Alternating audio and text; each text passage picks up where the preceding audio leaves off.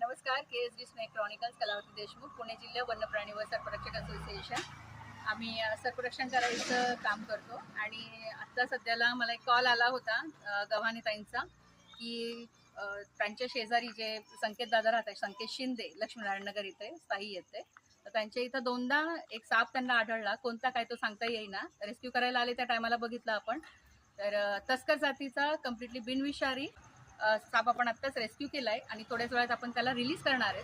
मी त्यांना आत्ताच माहिती दिली की त्या सापाचं येण्याचं कारण नालीच्या ठिकाणी बेंडक्या आहेत, पाली आहेत, ह्या सगळ्या गोष्टी आहेत, त्याच्यामुळं साप येतात.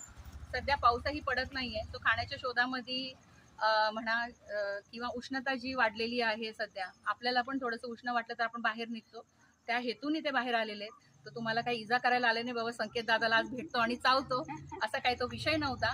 कोणताही पृथ्वी तलावरचा प्राणी आपल्याला स्वतःहून इजा करत नाही, त्याला धोका जाणवला तर तो चावा घेतो.